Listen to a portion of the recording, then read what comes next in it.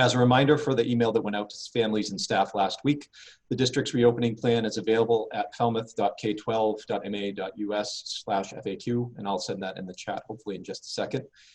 In the interest of getting to as many questions as possible tonight, I will be relaying the questions which are in the chat feature down at the bottom of your window. So if you have any questions that you would like to ask, if you go down to the bottom of the window right here, there's a button that says chat, and you can type your questions in there, and I'll relay those as quickly as I can so we can get to as many of them as possible tonight. If there are any questions that we can't get to tonight, there's going to be a chat log that will be saved and will be responded by the district on the Falmouth Public Schools website. And with that, I'd like to turn it over to Dr. Doerr, Superintendent of Schools. Hello, everyone. Thank you so much for coming tonight. I'm glad we were able to have this opportunity to discuss our opening plans for the next school year. I'd like to thank you for partnering with us, because it does take all of us to be able to make this work. And you've been incredible with your support and your suggestions and your feedback. I feel like I've been really conversing with so many people. And so I just want to thank all of you. I also want to thank my incredible team that's here with me. We have Dr. Tellier, my assistant superintendent, and she'll be here to answer questions tonight. I have Dr. Joan Woodward. She will also be available to answer questions. And as I was, and I want to introduce Joanne Santa. She's our HR director. She's here with us tonight as well. Mr. Murphy, Patrick Murphy, our director of business and facilities, just he just lost power. So he was with us. That was my fear. So as you can see, I'm at the lovely home of the Clippers because we have a backup generator. And so I wanted the show to go on in case during the storm tonight we may lose power. So with that, I just real briefly, and I also want to thank, I want to thank our principals. Many of our principals are on, although I can't flip through all the pages because we have so many people. I'm excited about that. But we have our principals on with us. We have, and our school-based planning teams. The staff has just been incredible with all the planning, assisting the principals in the planning. I appreciate that. We have district-wide teams that's really worked hard. And also, I would like to, a special thanks to our parent and staff advisory. They've been incredible. They've been working weekly for a couple months now, and I really appreciate all their support. And many of them are here with us tonight too. So thank you to all of that. Just briefly, you know, health and safety is our utmost importance, and it's our priority. So we are following all the guidelines. I'm sure at some point through this time tonight, I will be mentioning those again. We've got to wear our mask. We've got to make sure that we're physically distancing. We need to hand wash and sanitize, and we got to stay home when we are not feeling well. And so when we follow those, our safety increases, and it's very important for all of us. That will take all of us. We are opening the school year, or the plan is to open the school year, I should say, with in person for pre-K through grades 4, for a hybrid at grades 5 through 12. And we can get into, if people have questions about that, I can get into a little bit more about that later. All of our students and special programs and our highest need students will be able to attend school full-time, even in the hybrid model. And our other model that I think that's really important to mention is our remote model, because it is, you know, an acceptable model for parents to choose as we go into the school year. And we do have many that's choosing the fully remote model, and that will run simultaneously with our in-person or hybrid. And we know that making that personal choice is important, and we want to make sure that you have that option. And Dr. Tellier will be talking more about the specifics on that at some point through this evening, I'm sure. So with that, I'm going to turn it over to Dr. Tellier and let her introduce herself and a little bit about teaching and learning. Thank you, Dr. Talia. Superintendent Tor. So from the perspective of teaching and learning, it has been quite a busy summer looking to take the lessons that we learned this spring and apply them and bring things forward. Just prior to the closure, we did dedicate 2 days to professional learning and starting to build our digital classrooms and really trying to get a sense of what it is that we would need by way of professional learning, both over the summer for those who have the opportunity to engage, as well as at the opening of the school year. In doing so, we're evaluating both our synchronous or real-time engagement through learning, as well as our asynchronous self-paced or self-scheduled engagement in learning. Part of the process and in alignment with the guidance that we're receiving about reopening and coming back to our learning routines is that attendance will be taken daily for students who are in person, just as it would have prior to closure. But for scheduled interactions with students, whether it is for a class meeting or it's for some level of live instruction, there's a demo prior to engaging in learning opportunities. Any of that attendance will be taken at those scheduled times. And then for all learning, students will receive feedback and they will be graded in accordance with current district and school policies.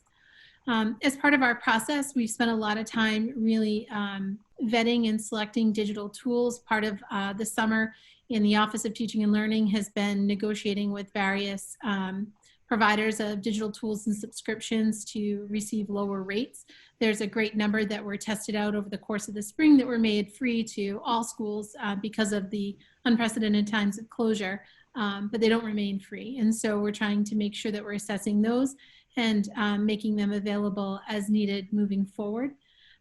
We have done a significant amount of work, and a shout out to our digital learning and to our IT teams. Every one of our educators, with the support of Superintendent Dorr, has received a new laptop for moving into the fall. We are able to provide every student K-12 a Chromebook. We're evaluating the pre-K opportunities, and pre-K is going to be using Google Classroom as a connectivity and communication tool. And through that work, just really trying to make sure that we increase the quality and the engagement of our learning experience now that we've moved from all of us collectively being first-year teachers over again and been able to accelerate some of our professional growth. So I look forward to being able to answer questions and build off of that. And also, just prior to getting into the questions, I want to introduce or reintroduce my colleague, Dr. Joan Woodward, Director of Student Services. Thank you, Sonia. Hello, everyone. So I want to start by just giving a broad overview of special education and some of our student services. And then we can, as the evening goes on, hope to answer any questions that you do have. So with special education, as you know, when we went out in March, we went out with more of thinking it was going to be short term, and it was really more engagement activities. We moved into new curriculum, then we moved into making sure that we were providing requirements under the IDEA, the Individual Disability Education Act, and the requirements of FAPE through the remote learning plans. So as we prepare to return to school in the fall, we will be moving back into providing all of the services as articulated in students' IEPs so that we are in alignment with IDEA and we are providing all students FAPE. And we'll be doing that across all three, you know, if for whatever option works for our children, those will be provided across all three learning models. The students that do have, from a special ed perspective, students that do have more significant needs that are considered to be higher priority, and one of our markers for identifying that is we'll be using that level of need through the IEP process on the PL3 of the IEP will help us to determine that level of need. But we are prioritizing all of our students with higher needs, are any of our students that are considered to be homeless at the time, students in foster care, all of those students will get prioritized, that even if the schools that they're in or the schools that move into a hybrid model, they will still have access to the in-person learning on a daily basis. In addition, we will make sure that we have all accommodations provided to students who are eligible and receive accommodations through the 504 plans. All of those will be in place across all three learning opportunities. If we do have to make some slight arrangements or adjustments to those based off of the learning environment, we will be working with the students' teams to do so. We have been working, our special ed building administrators have been working diligently within their building and their building-based team collectively as a group, as well as we also have a subcommittee to the Return to School Parent Advisory Committee, which is the Special Ed Parent Advisory Committee, subcommittee to that group. So we are still continuing to problem solve and identify any areas of concerns or areas of needs in special education. We also recognize the significant impact that our return to our school remote learning and our return to school and the state of education of where we're at has increased some of the social emotional needs for many of our students. So we are prioritizing that with our school adjustment counselors. If people have been participating in the school committee meetings, we've actually had some counseling services available to our students throughout the summer. That still continues to be available. If anyone is in need of that, please reach out to me. We can do that. So we are prioritizing those social emotional needs as we return. We will continue with our partnership with McLean Hospital and their case consultation at the PhD clinical level. They'll also be providing us with supports and resources for both our students and our staff.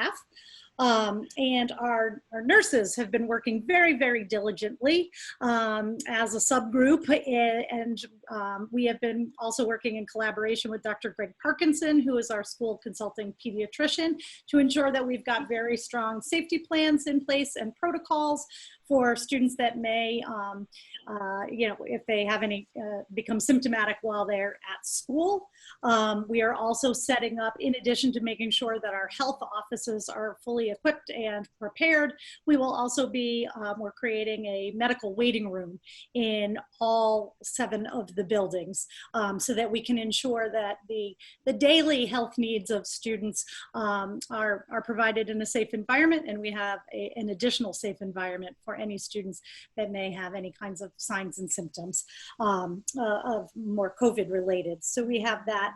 In addition, we have been ordering PPE, the personal protective equipment, to ensure that for all of our special ed needs or any of our special population needs, including our staff, are available, so that we are ensuring that all of the students that may need specialized instruction that could look a little bit different than what we see in a general ed classroom, that could potentially need some level of instruction or support that goes within that 3 feet.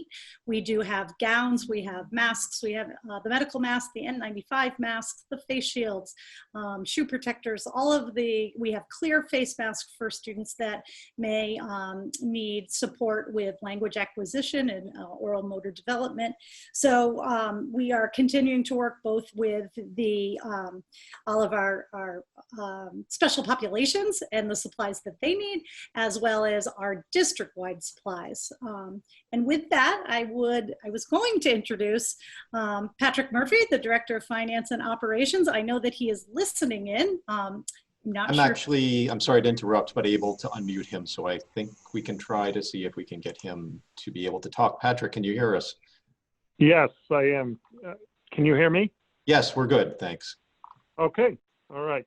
So I'm sorry I can't join you in person or via Zoom. The power got knocked out at my house.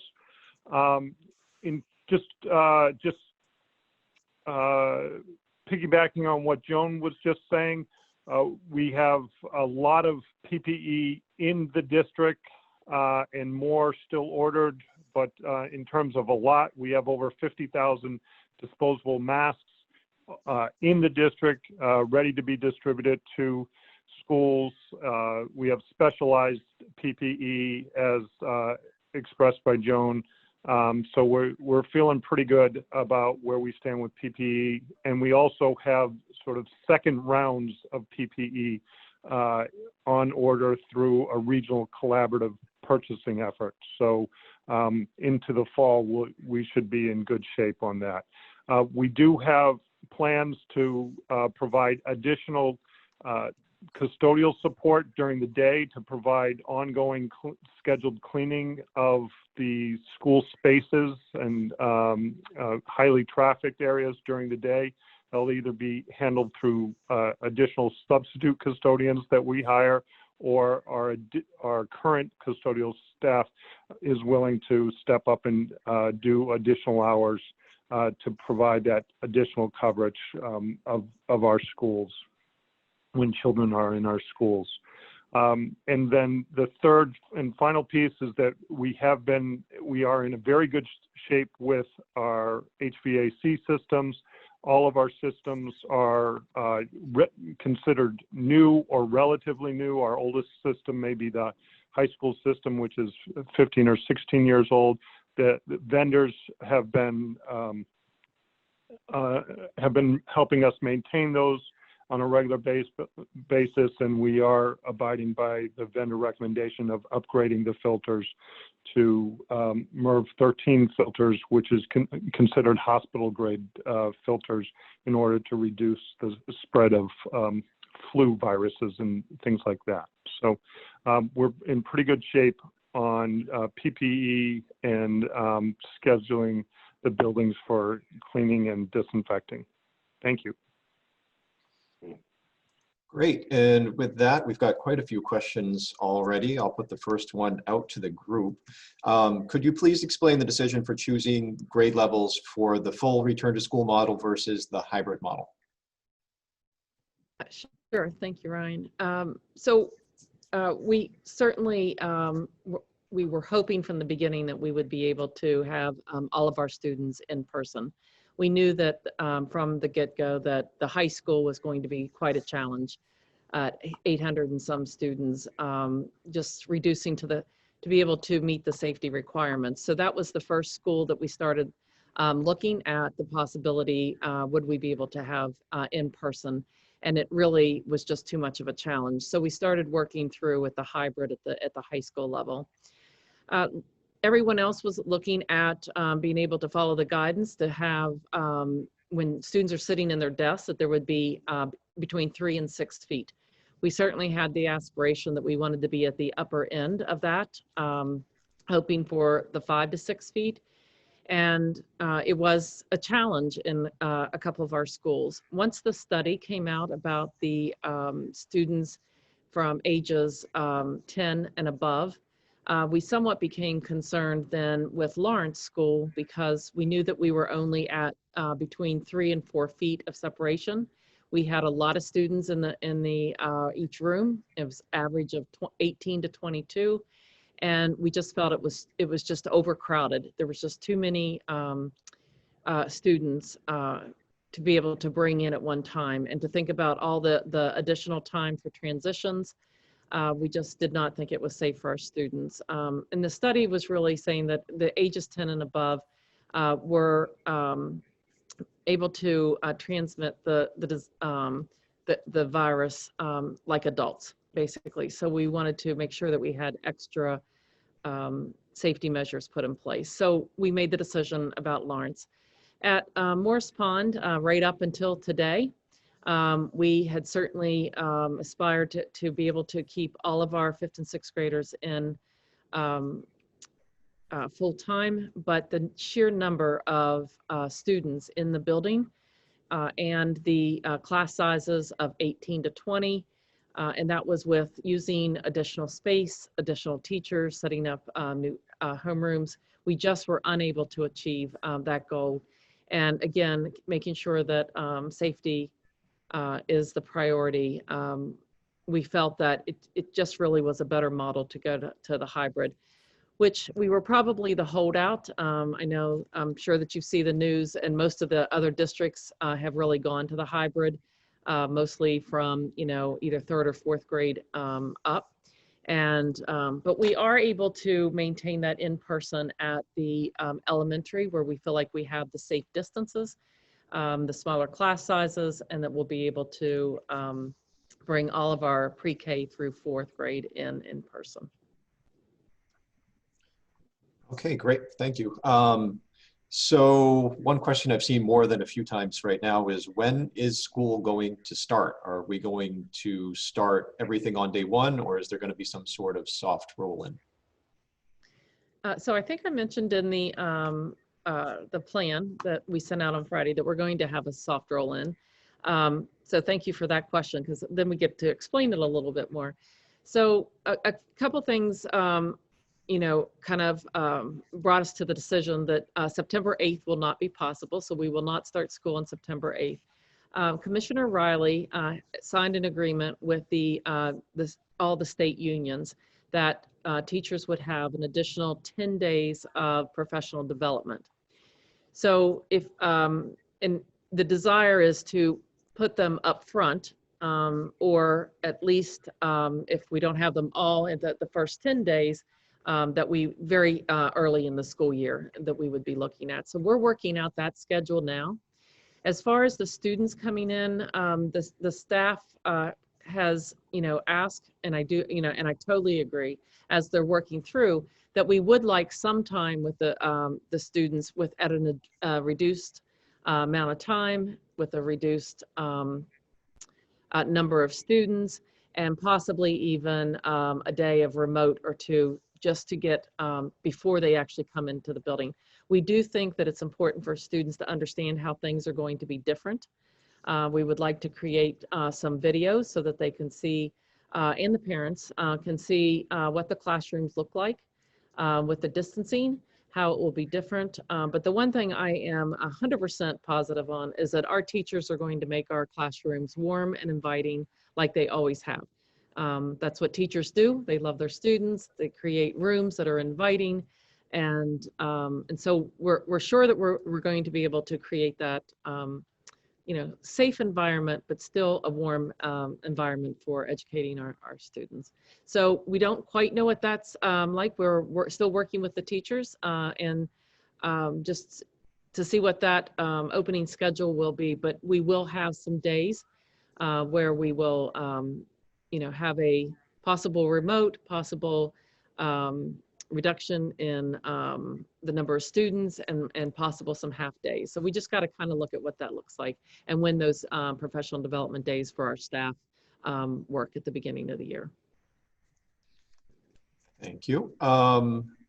So the next question is, if a staff or student tests positive for COVID, what is the district's plan, and will there be testing potentially at school? All right, good questions. So we don't know about testing. Testing is not recommended from DESE, but but that could always change, right? And there are some conversations about whether there would be rapid testing available for our staff. Would we, if someone's tested positive, would it be available for parents if they would so choose? For their students. So some of those conversations, but I don't have any detail on that part of it. If someone is tested or is reported that they have the symptoms, certainly we have guidelines about when we would ask the students to stay home because they have certain symptoms. We would be asking parents to contact their primary care physician and taking the necessary steps there. If we do get report that a staff or student is positive, then along with the health department, we would be making the decisions together. The schools are not trained in the contact tracing. So that is the VNA or the health department, and they would be taking those steps. And we would look at that. And then at some point we need to make the decision as we contact trace. Would it be a classroom that we might need to have stay home for 14 days? Would it be a entire school, a portion of the school? Are there siblings that go across several of our schools? So we'd need to look at all of that to decide, whether it's, a classroom, several classrooms, a school, or several schools. Great. And that would all be on a case-by-case basis. Right, next question. How are you addressing kindergarten as readiness screenings have yet to be done and orienting kids as they didn't have the chance? Dr. Tellier, would you like to take I that saw question? Dr. Woodward, so I'm sorry, I was allowing you. Oh, oh, I'm sorry. If I could just speak to the screening, and then Dr. Teller, if you want to follow up. But we are aware that the kindergarten screening, we weren't able to do it as we typically do. So we will be able to be doing the kindergarten screening as students come in the return to fall. And then we will obviously they take that information and ensure that we've got the appropriate instructional techniques, and if we need referrals into special education testing, all of that will take place as we return into school in September and October. I don't know if that answers it comprehensively enough. It was the same answer I was going to give, so thank you. Okay. Next one, hopefully a quick question. What if we were unable to pick up Chromebooks on the date they were provided? Is there an alternate date?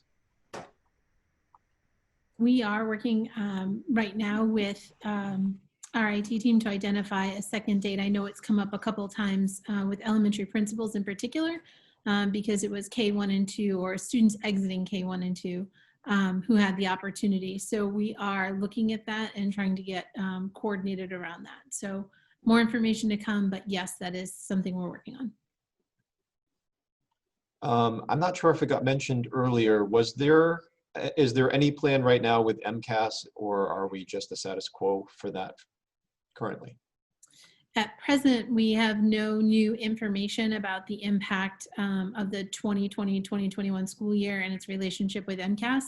I think right now, all of the guidance that's coming out of the Department of Elementary and Secondary Education is focused on us getting through the month of September and reopening and getting into learning routines. I'm sure there'll be more information to follow, but they have not released anything just yet.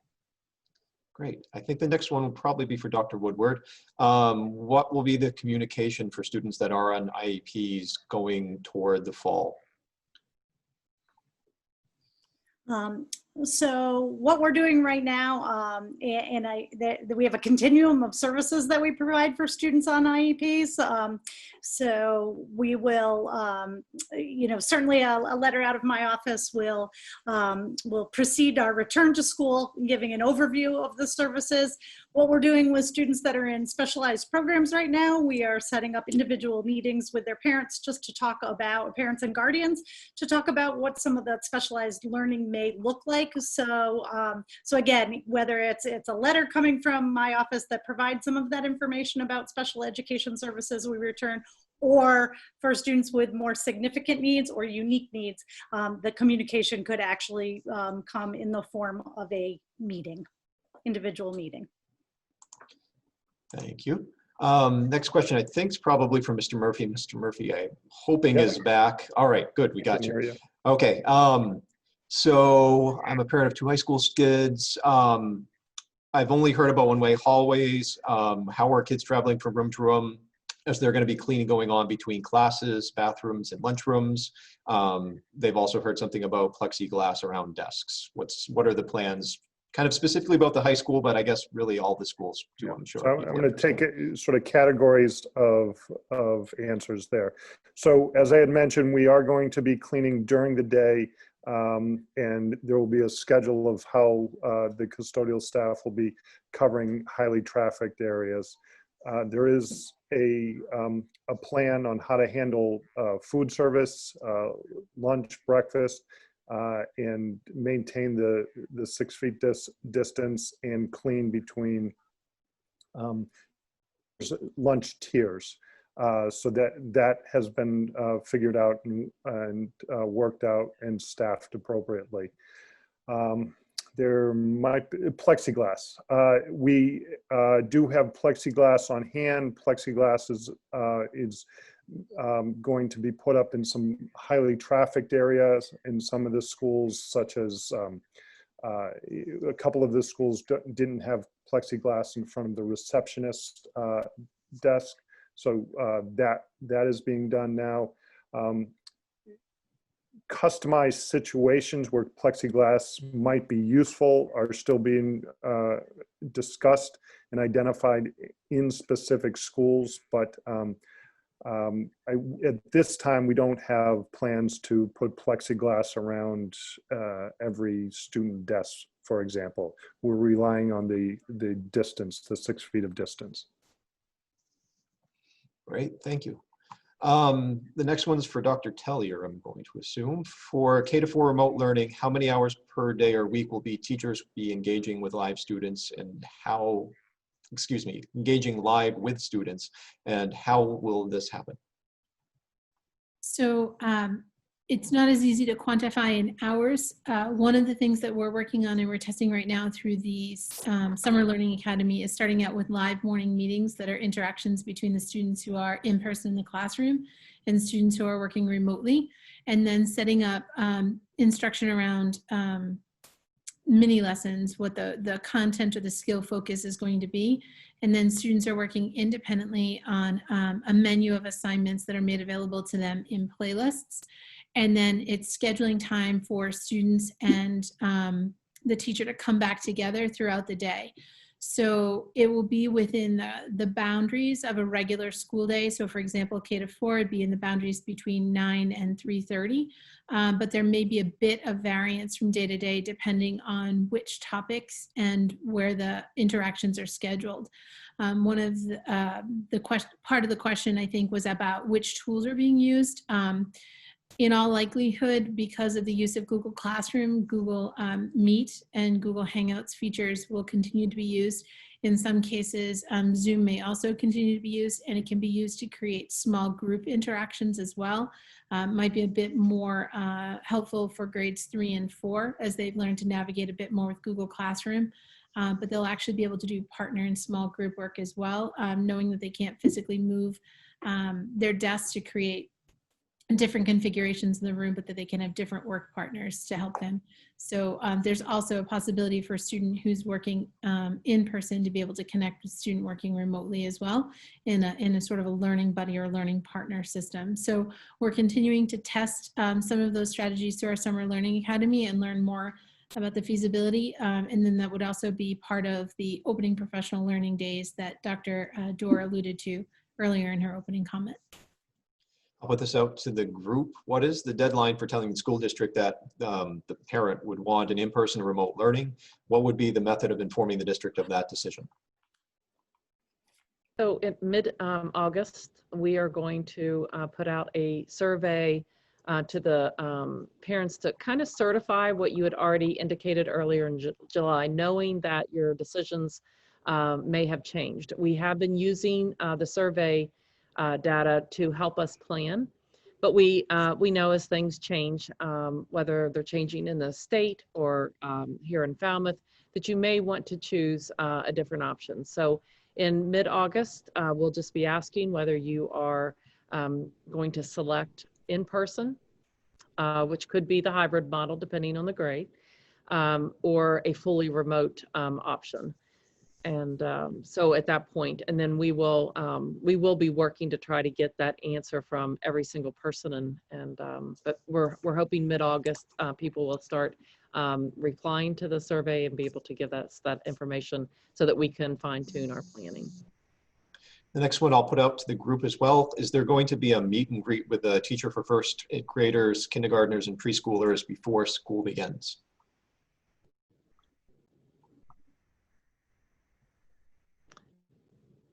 I'm sorry, could you repeat the question, Ryan? I'm not sure I heard the Sorry. first part of it. I might have cut out there for a second. So is there a plan for a meet and greet for incoming new students, preschoolers, kindergartners, first graders? So that's a good question.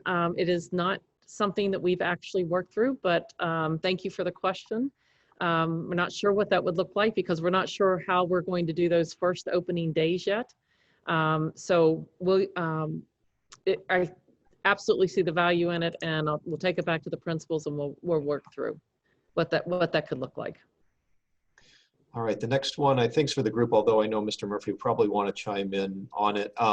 What's the plan for lunches?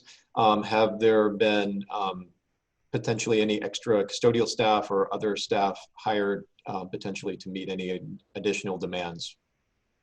So I can speak to that.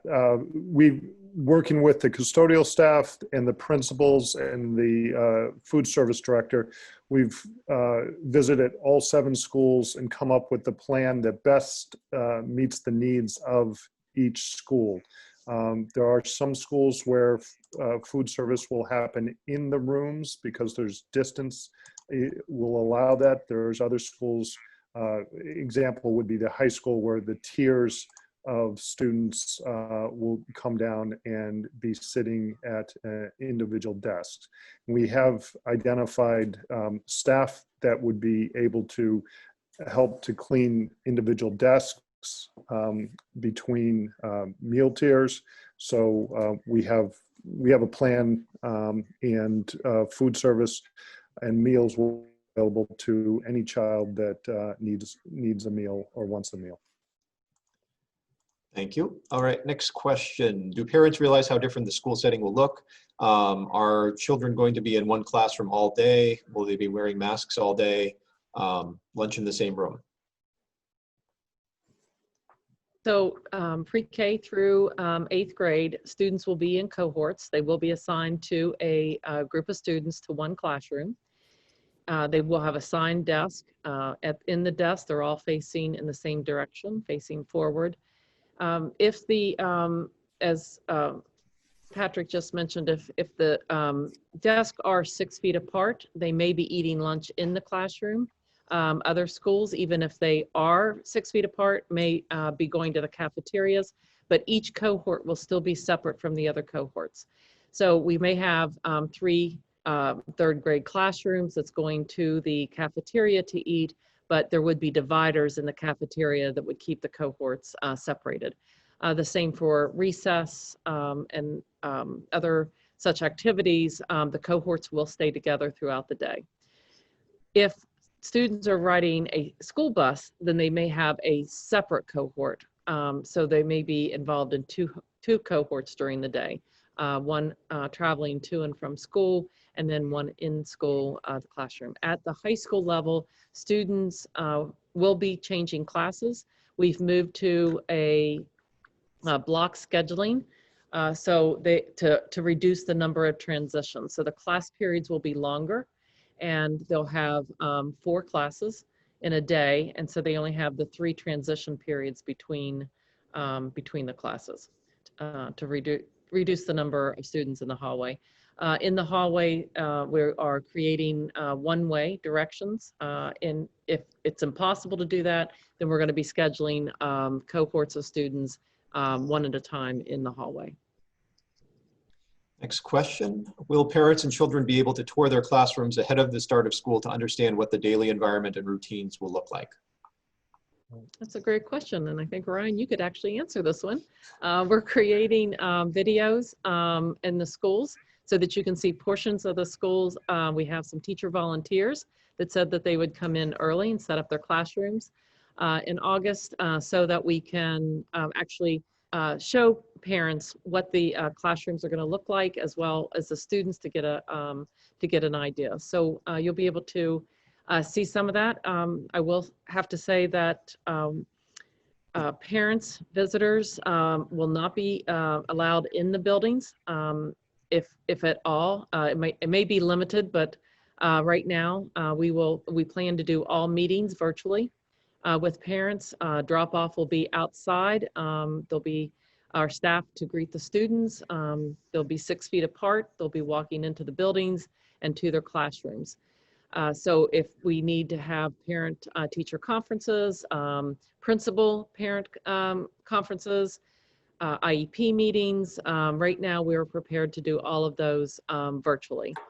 That could change at some point during the year, but beginning at the school year, we are staff and students at this time only. Next question. Movement during the day is important for our early elementary students, especially. I know that desks are used to help the students to socially distance. Are the students going to have any opportunities to be able to be, will students have any other areas with the classrooms, such as sitting on the play centers, or potentially any areas outside? So we're hoping to set up outdoor classrooms. And we're looking to have at least one opportunity every day for each class to be able to be outside. If they can be outside and 6 feet of distance outside, then they can remove their mask. So they would be able to have a different type of class outside, which we think would be fun for students. But it would also give students an opportunity to be able to remove their mask and have that mask break. But the outdoor classroom idea is growing in popularity. Patrick, I don't know if you want to talk a little bit about what we've been able to secure so far. I think we might have lost Patrick again. He just texted me. He said his power was out, unfortunately. All right, so we've actually ordered industrial size or industrial quality outdoor tents. We've been able to secure 14 of those for the schools. We would like to have additional, they're just hard to find at this point. So just to be able to set up and because of weather, if it's light rain, it's very hot, the sun, the tent will actually help with the students as they're outside in a learning capacity. And we are trying to secure more, but we would like to have outdoor opportunities. The next question is for schools. I know we might have hit on this a little bit, but this is a little bit more of a specific question. If a teacher specifically gets sick, will the whole school be sent home, or is it just their class to be quarantined and tested? So we'll have to rely on assistance from the health department on the contact tracing. So it's how many people they would have come in contact in their daily job, and for the length of time they're in contact is a couple of the features in making those decisions. Thank you. The next question is for Dr. Tellier, I'm going to assume. What does a remote week in the hybrid model look like? Are you synchronously learning with kids in class? How is the teacher delivering the content for the child at home? I'm going to loop back a little bit to the previous answer when we were talking about it from K4, and then I'm going to expand the answer a little bit talking forward. So in part, there are opportunities for lessons to be taught where the PowerPoint can be shared that might be being used, or the display at the front of the classroom, or if there's a demonstration happening. And I'm also thinking all the way through to some of our vocational opportunities at the high school, and we had a planning meeting around that earlier today. So when there's a need to come together around learning particular content or particular skill, that would be the time where there would be interaction scheduled between the students who are working remotely and the students who are present in class. Then again, after that, they would go to the learning menu of activities, and it would give students an array of ways to meet the objective or to meet the standard for that particular content learning or the skill development. And then students may be scheduled into small groups or pairs where they are matched. Students who are in the classroom are matched with students who are working at home. So there's a little bit of navigation around when students are going to be asked to check in synchronously, and when students are going to be asked to work independently and asynchronously on their own. And then all students would be responsible for similar assignment completion.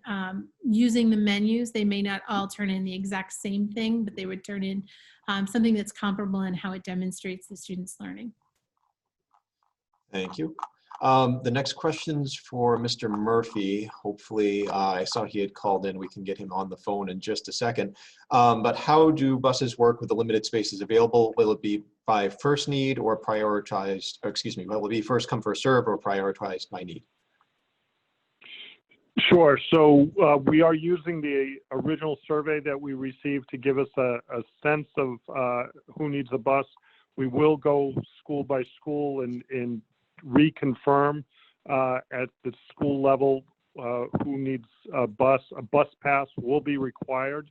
Our initial count of who needs a bus does seem like we will have availability or space on our routes. The limitation is that it can only be one child per seat, and it has to sit in in a pattern that the children are as far apart from each other as possible on the bus. We will have assigned seating on the bus, and then the drivers between tiers or runs will have time to wipe down seats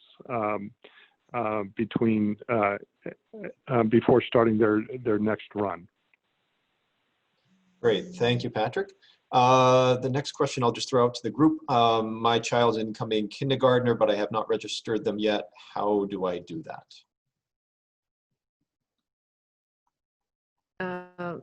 So I'm not sure where it's located on the website. I think it's right on the home page. There is a button to go directly to the kindergarten application, and has instructions to follow that. You can also email or call our office, and we'll certainly help you do that as well. Thank you. Next question. Will siblings at different schools be considered when choosing hybrid group schedules? Yes, so we've started to look into that, and we now have our reports of all the siblings from the same address, and we are taking that into consideration. It will be an undertaking for sure. So I will commend my principals for being able to work this out and across schools.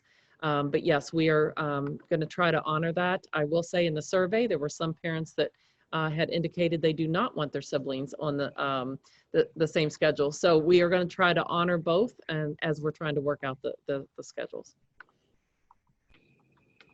Sorry, if you may just 1 second. Is there a plan currently for electives such as band and chorus? And also, is there a plan for sports teams yet after school? I'll speak to the band and chorus. So I met with Steve Edwards, the director of fine arts, at the end of last week. We had an additional phone conversation yesterday, and we're scheduling meetings with principals, I think, in the coming week to evaluate that and look at how the guidance that was recently released aligns with the schedules that are being built to be able to provide opportunities for our students to continue to engage in the arts. Athletics, I would defer to Dr. Dorr. I don't think there's any definitive guidance yet, but just in case she's got a new update. Nope, we do not have an update about the sports as of yet. So we will get that out to you when we have it. Next question, I think Dr. Teller, you might be able to help us out with that. How are the teachers interact? No, we already answered that first part, sorry. In the hybrid model, do parents know that the children are responsible for remote learning? How is the attendance going to be done in schools for that hybrid situation? So on the in-person side of the hybrid model, it would be done just as it always has been done. In terms of the remote side, again, it would be when there's scheduled live interactions that the student is present and logged in for that. And that can come in many different forms. It can be, having everyone say, hello or good morning in the chat just to note who's logged in and who's engaged. And then again, it follows through with completion, the responsibility, and then the completion of the work on the other side. We are working through what the communication looks like for Schoology and Google Classroom, and as an interim step in building landing pages, which is one of the things that teachers who have engaged in the summer PD are working on, and we're talking about what that looks like when we come back in the PD time that we're planning. But that's another opportunity for parents to see week by week what is being assigned and what's being expected from students. I have a piggyback on that, maybe just to clarify a little more. How much of the student's day at home will be synchronous for this hybrid model? Again, that is going to fluctuate a bit, especially as we get our bearings. It may be a little bit less on the first few days, depending on how that soft opening gets structured, and then increasing over time. And there are occasions where it may not be whole group, and it may just be in the small groups to which students have been assigned for collaborative work. The next one I'll put out to the group. Is there going to be before and after care offered as in past years? Is Patrick on, or did we lose him again? I can answer that. Good. I did meet with the YMCA for an initial meeting, initial review of spaces and the capacity. The YMCA is interested in providing before and after care at our 5 schools, elementary schools in Morse Pond. The limitations on that will be some space limitations and staffing limitations. The ratios that they're required to follow under EEC guidelines are limited to 10-to-1. So once we have our schedules in place and our space usage defined, the YMCA is very willing to come back and create some level of programming to provide before and after care. Thank you, Patrick. Next question, how will the school enforce social distancing? So we have a lot of conversations about this because certainly what we don't want to turn this into is a discipline issue about, put on your mask, stay 6 feet apart. We're going to do a lot of training with students in the beginning of school to get the routines down and so that they have a real understanding. I know it's going to be different from for them, but we're also asking parents to help us to work with your children at home about what that's going to, talk about how it's going to be different, what it means to wear the mask, that they're going to need to wear the mask. Possibly practice. Joanne and I were just talking about this today about, the stamina of wearing the mask throughout a whole day and, possibly trying that at home and in different situations. And as you take them out in the community and just kind of reinforcing that we do need to wear our masks, that that we're going to stay 6 feet apart and what that'll look like. And so, so I ask you to partner with us again to help us with that piece of it and to reinforce from home. And we want to be as positive as possible, in school. And, and we really are struggling with what do we do if, students are consistent with not following what we need them to do. So more to come with that. We will,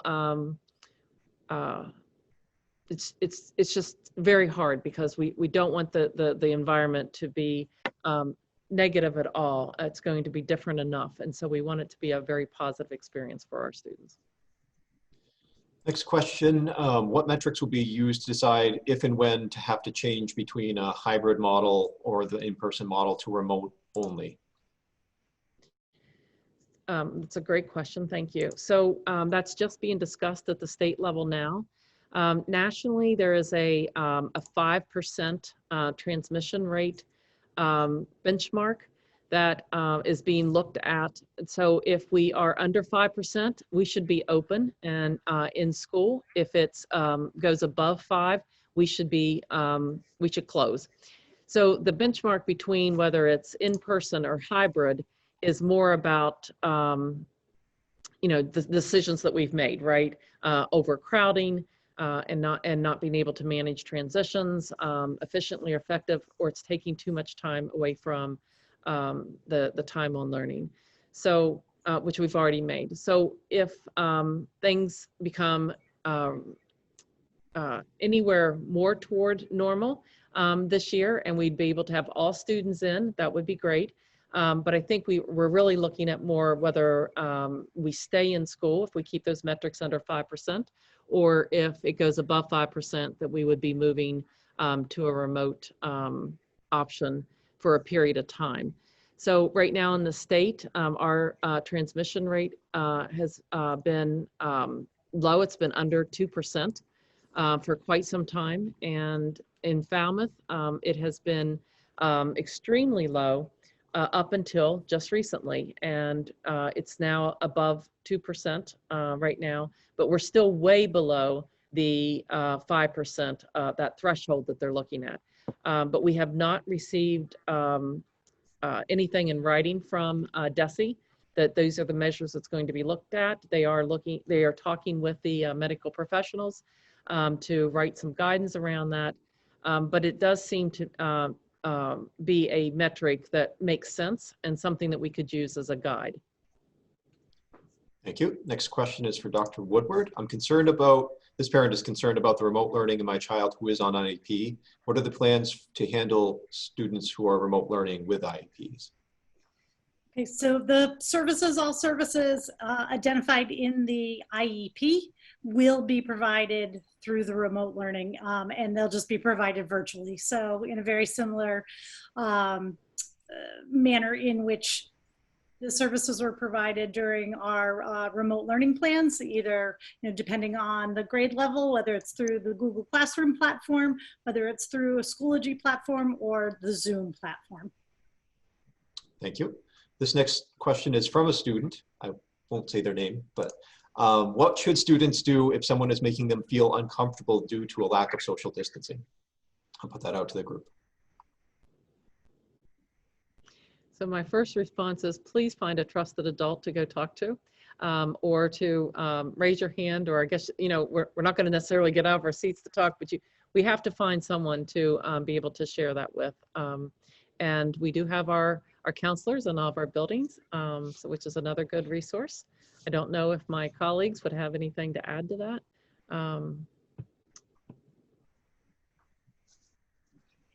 If I can just add in that, yeah, I would agree, find a trusted adult. That is information that we absolutely need to be made aware of so that we can help to manage that situation.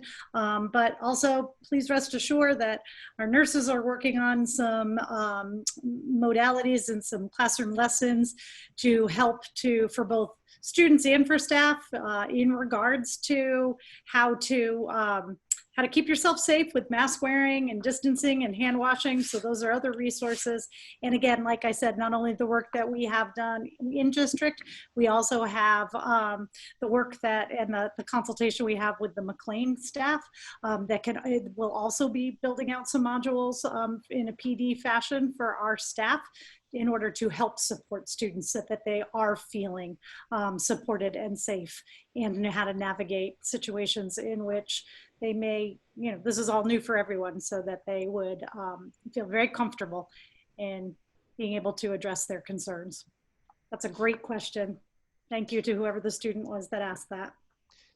Dr. Woodward, I'd like to piggyback on that with the next question. What supports will the district be having in place to help support the student socio-emotional needs, either remotely or given the added stress of everything that's going on in school as well?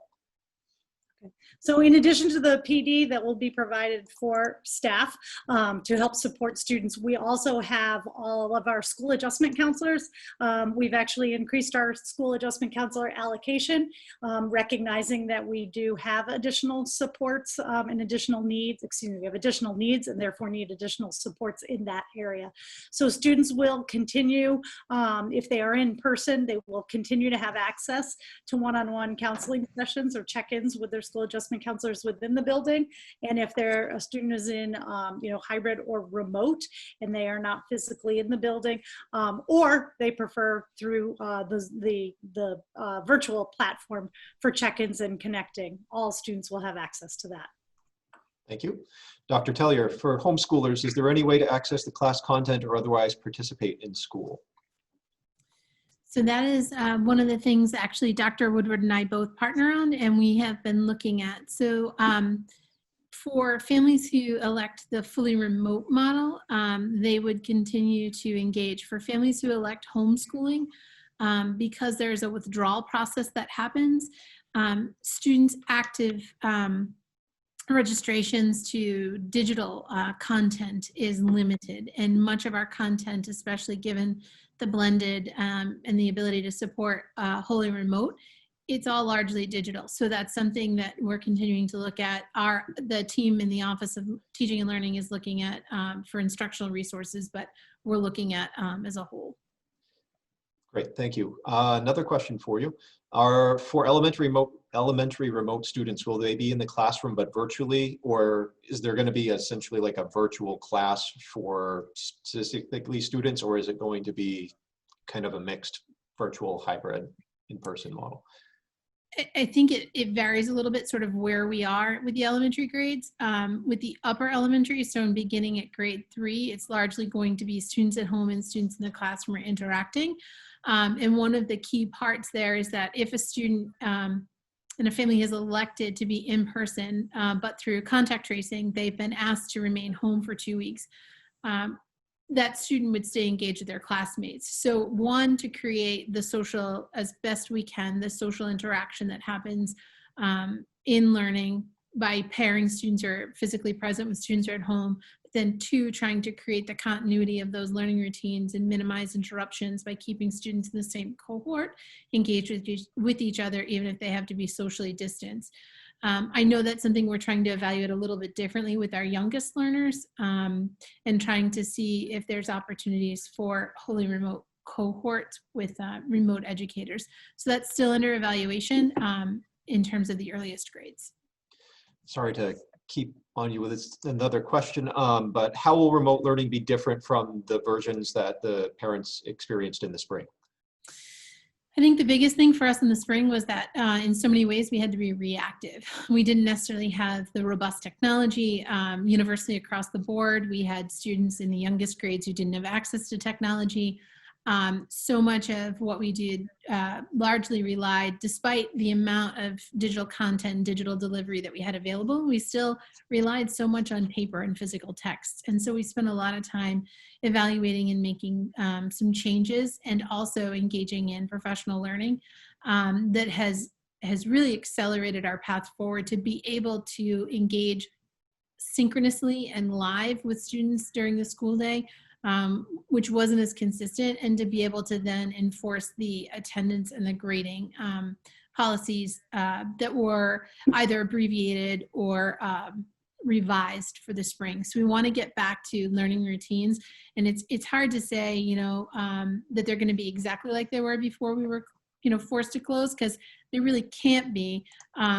But we have elevated that experience, and we're putting increased rigor back in by being careful with the digital tools that we have and creating the digital classrooms that allow us the versatility to be able to move between in-person, the remote blend, and then if we do have to be exclusively remote, so that we don't have those sort of I don't have the right adjective in this moment, but the interrupted feel where there's an extended pause or you feel like you've had to change course. We want to keep things as smooth as we can. Thank you, Dr. Tellier. Next question. Wow, we're already an hour into it. Will there be, what will recess and specials look like going into the fall? I don't know if Dr. Doer, if you want to answer, or. Sorry,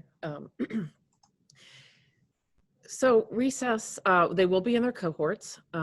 They will be socially distanced. If we can, if they are 6 feet apart at recess, they will be able to have a mask break.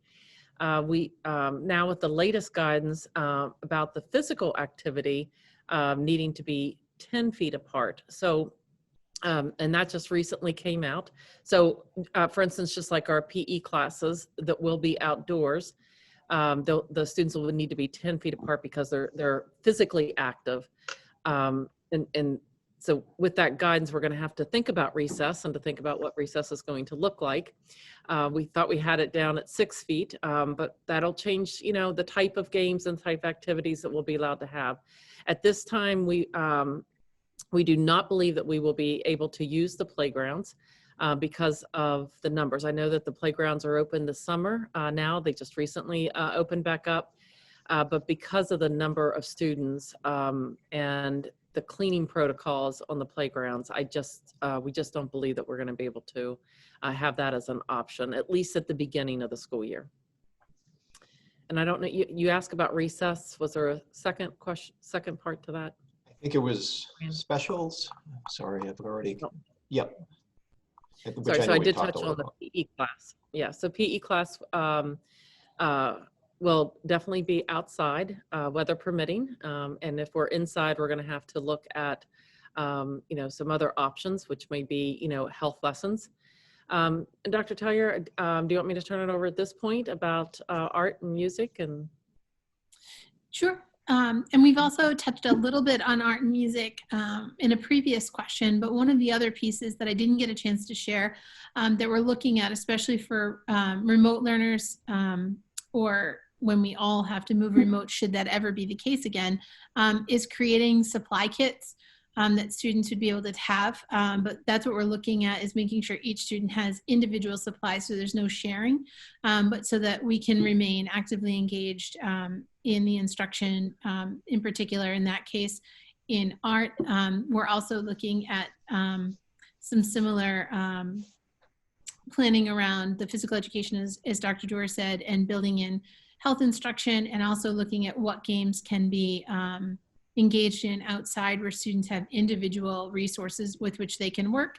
And we did speak earlier about music and choir, and ways that we're looking to be able to keep our students engaged in those, and largely relying on, in some cases, especially for the performance aspect, remote tools like Zoom or Google Meet, because that continues to be a concern and we are unable to perform in closed spaces. Thank you, Dr. Tellier. Next question is for Dr. Woodward. What is the plan going into the fall for IEP testing, as well as any IEP renewals? Great question. So the testing, as we return into in-person services, we will be able to re-engage in the evaluation, the assessments. As we know, the administration of those tests, not feasible to do on a virtual platform. So what we will be doing is we'll be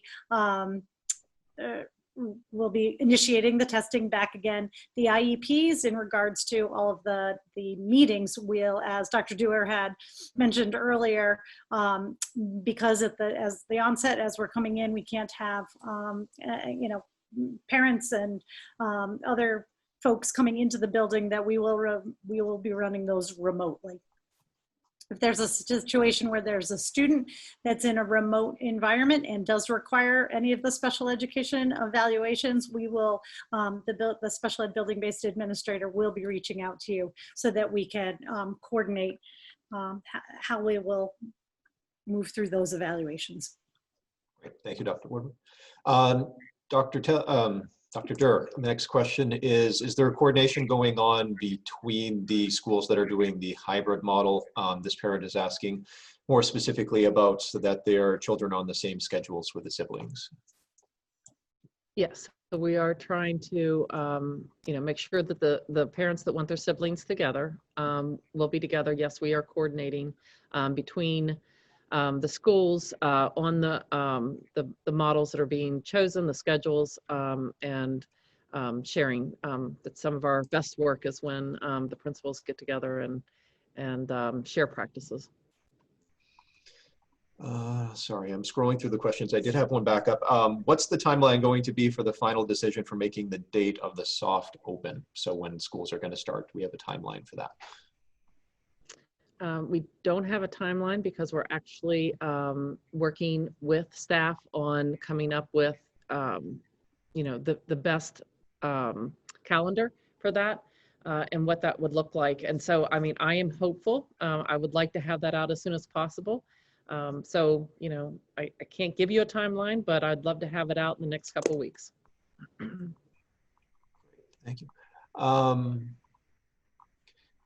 think we might have answered this, but just to make sure we're hashing it out, will there be accountability for attendance in virtual classrooms? Is it fair to assume that students have contact with teachers during the day, especially in the core subjects? Yes.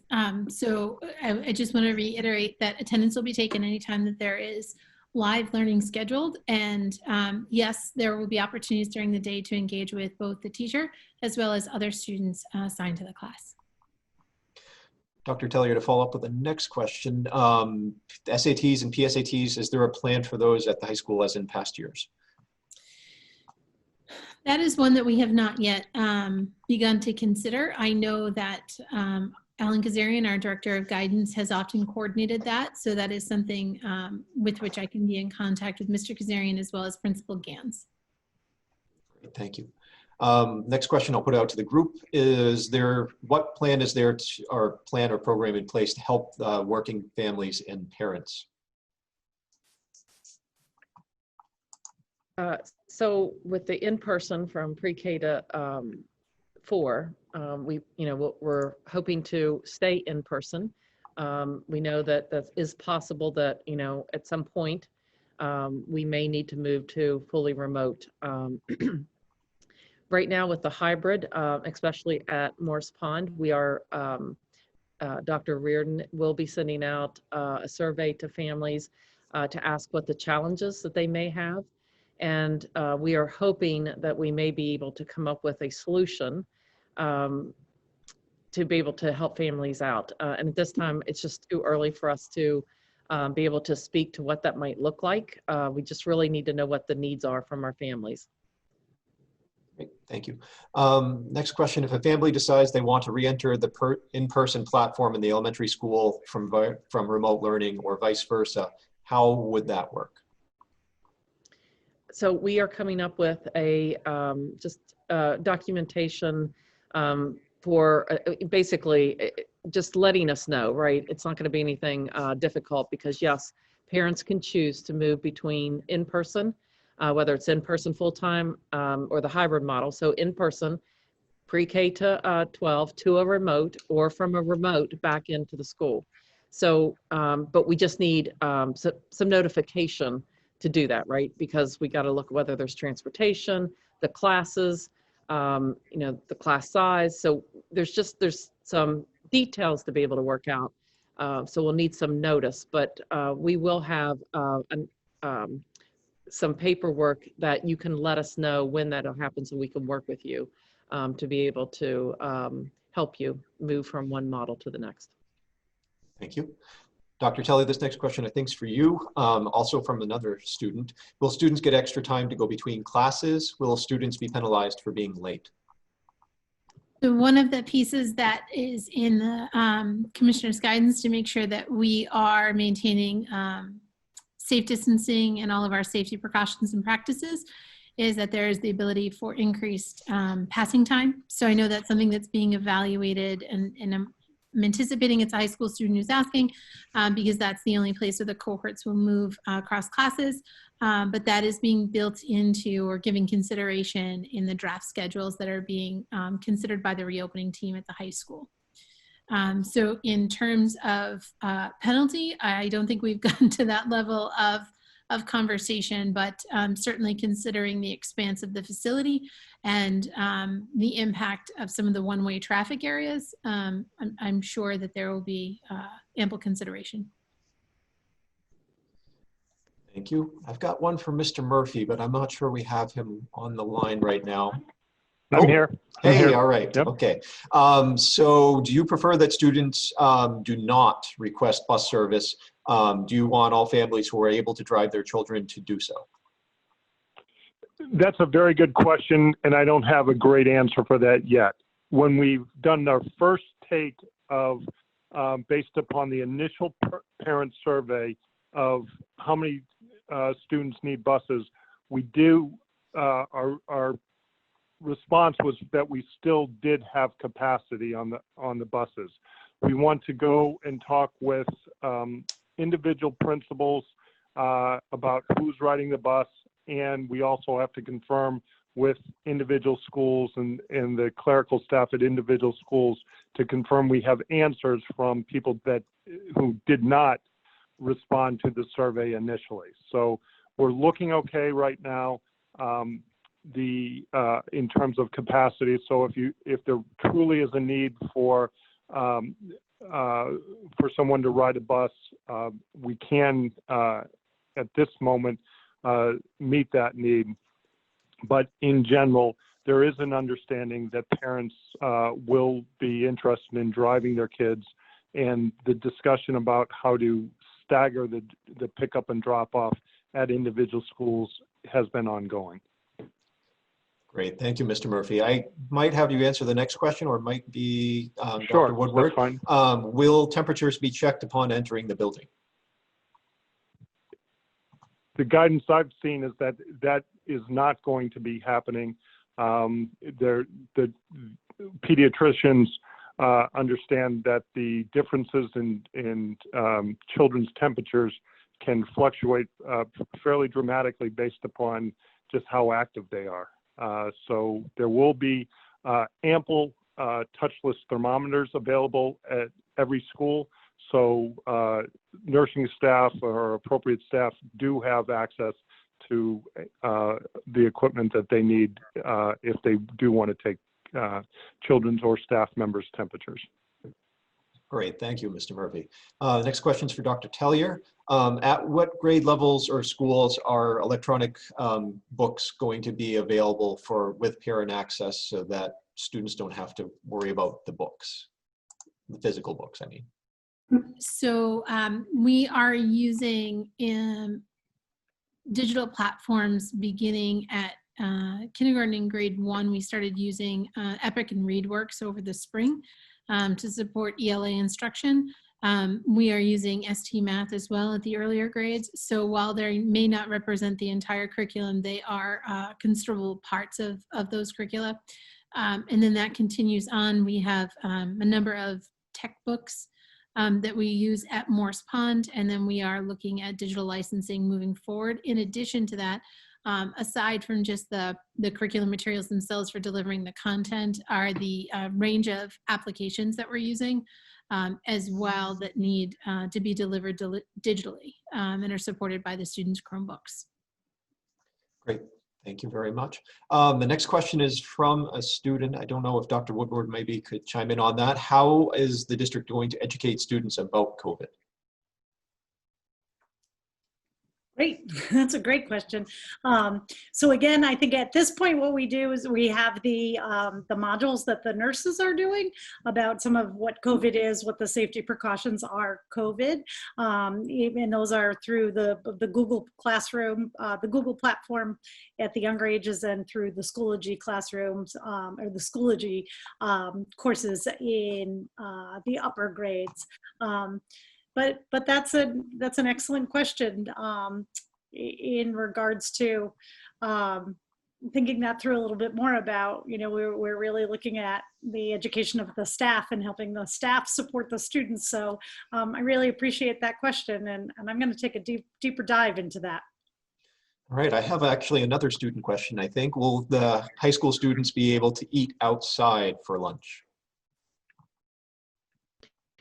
So we are looking at some opportunities for outdoor lunchtime at possible all schools, but we are looking into picnic tables, wooden picnic tables in particular, because the virus is not transmitted on wood. So it'll be easier for the students, but they still have to keep their 6 feet of distance. So we're looking at some opportunities to add some space outside, but it would be very limited because on a picnic table, we literally can only get 2 students, one at each end, sitting at a picnic table. Great, thank you. The next question I think will be for Mr. Murphy. I've recently read that the virus can be spread through urine and fecal matter. How is that being addressed? I've read that there would need to be potentially toilet lids and potentially waterless urinals, and also the protocols for sanitizing.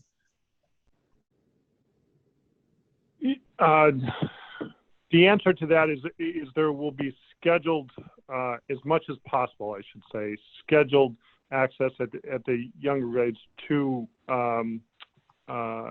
bathrooms and scheduled cleaning of bathrooms. The guidance that we've received from DESE and through the local health department suggests that if we can maintain sort of scheduled cleaning of restrooms and bathrooms, that is adequate. As we learn more about the virus, we will update our methods. Great, thank you. Next question I'll put out to the group. In terms of the pre-K program, what will that look like in terms of masks, socialization, and potential learning stations? point, the guidance or masks are for students in second grade and up, so there is not the requirement of students in pre-K wearing masks. The learning environment of a pre-K classroom will look a little different this year in regards to all of the materials and the manipulatives that can't be shared due to the cleaning and sanitizing. However, the students will all have their own individual materials to work in. So socialization will still happen. It'll happen in the classroom. Certainly the staff will be, the expectation is the staff will be wearing the masks. So the socialization will happen still within the physical spacing distances. But excuse me, can you just read the rest of that question? Did I miss anything there? I think it was about the cohort, like how the learning is and like the interaction, maybe if you could approach that too. So the classrooms will still, we have our 2 classrooms. We have, our 2 types of programming at East Elementary. We have our 4 integrated classrooms. So those will be comprised of students with identified special needs and their peer models. And so the instruction will carry on very similarly to how it was last year, but with a bit more physical distancing. And then we have our 2 classrooms over at T-Ticket Elementary School, and those are our TIP classrooms. So those are our students that have more significant needs. Though the programming again over there will look similar yet different. However, with some of the students in that program, those will be students that with the additional PPE may require some through their learning needs and their instruction for staff to be a little bit more hands-on and closer in proximity. So the additional, while the students won't be required to wear masks, the staff will have additional PPE to deliver that instruction. Great, thank you very much. The next one I think is from another student. What about field trips next year? So that's a big question, and thank you for the question. So it'll have to be decided on a field trip by field trip basis. It depends on what the field trip is. To be able to go paddle boarding may be acceptable, but if we normally take a trip to a museum, that may not be able to take place. We have to consider, whether we have to take buses, what that would look like, what the conditions are, and if places are open. So I know that's very disappointing because I know that's a big part of our student life is to be able to do field trips. But we will take everyone under consideration and decide whether the field trips can be taken safely or not. Great, thank you. How and when will be more specific information for each school going to be going out? I think that each school planning team, they're getting close to a lot of working through the details and very comfortable with it. So I would suspect that we're going to have some level of schedules out in the next few weeks. Thank you. Next one, I think probably for Dr. Tellier. This may be premature, but how will college guidance counseling work in the new model, especially if a student is remote? And if there's any current thinking about college tours? That is something that I will add to the list of things that I need to speak to Mr. Kazarian about. A lot of that is also driven by how the college or university campus is operating. So, there's an element of that I think is connected to Dr. Doerr's point about field trips and how visits work, but there's another element about that in terms of even if families are electing to go on their own, looking at how the college or university is functioning. And then in terms of visits that happen here on campus, that would be tied to the safety protocols. And I think right now, with the guidance around not permitting visitors, that would be a concern. So I'm going to take that back to Principal Gans and to Mr. Kazarian and add that to our conversation around SAT and ACT and PSAT testing. Great, thank you very much. I have another question for you. For a remote high school student, will they have access to the same courses as an in-person learning student would? Yes, yes. So we are not at present, and there has been no conversation about limiting the course catalog by the type of learning model a student engages in. Great. Next question, how will we be handling remote teaching for children who need childcare services for both parents working outside the home? Will potentially the videos be recorded? So that is one of the pieces that we are working through, and each of the laptops that teachers have now have improved cameras and ability, and even if it's not capturing the visual image of the teacher, it's capturing the voice and what's going on the screen. So that is something that we're working through and seeing what we can do to host those in either Google Classroom or Schoology, because a great number of our educators already create, 30-second to 3-minute videos around certain components and post those either through social media or somewhere on the site. So that's something we want to be able to bring into those digital classrooms as well. Great, thank you. Next question. Besides the potential for outdoor classrooms, sorry, I had some laptop issues. Besides for outdoor classrooms, can we speak more about the mask break opportunities? Sure. So we want to certainly recess when we're outside. We can have the mask breaks. They'll have a mask breaks during lunch and PE class outside. Then the outdoor classrooms. Indoors in inclement weather, we are setting up spaces inside where students can be 6 feet apart and be able to, take off their mask.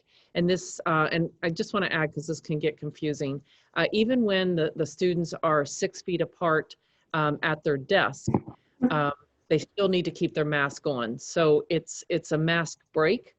There'll be opportunities for that, but because their desks are 6 feet, because they're 6 feet apart at their desk, does not mean that they get to be without their mask, during long periods of time indoors. So there'll be opportunities indoors for breaks, but not the entire time. So I know some of that guidance gets confusing, even in my letters. So I just want to make sure that we understand that. But we'll be able to do longer outdoor mask breaks. Great, thank you. I know we're coming almost up right to the edge, but I think we have time for maybe 2 or 3 more questions. One is, how will teachers potentially be teaching outside and serving the kids in their classroom? Sound, video, internet access potentially being the considerations that they raised. So we realize that there's certainly a limitation when the students are outside. Those might be times when students who are working remotely are using the assignments that are planned in the playlist, in the menu of activities in which they will engage. Because there is limited reach of our Wi-Fi. We have pretty significant Wi-Fi. But I don't know just how far, especially when I look at a campus like the high school one, students are able to extend. So those are things that have to be factored into the planning for the synchronous engagement for students who are working remotely. Question for Dr. Woodward, just very briefly, with certain teachers, special education, OTPT, that are going in and out of the classroom, is there a plan to limit exposure for contact for them, and how is that going to work for students potentially? So for service providers that need to go into multiple classrooms, obviously we're keeping the cohort models to limit exposure there. Our staff that will be going in and out of classrooms and or providing services in a pull-out model.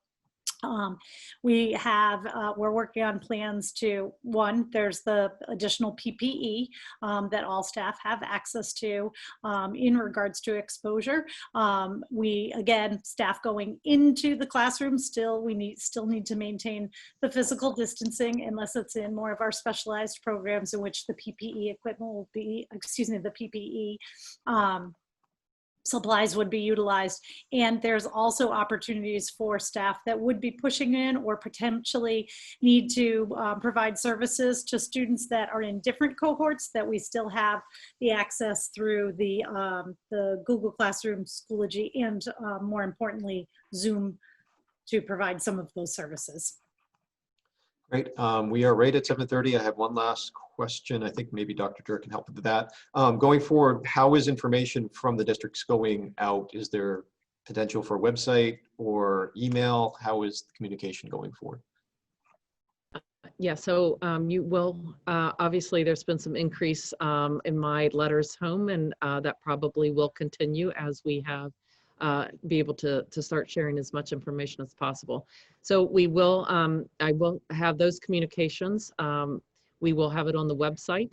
All the letters and guidance from DESE is on the website, CDC guidance.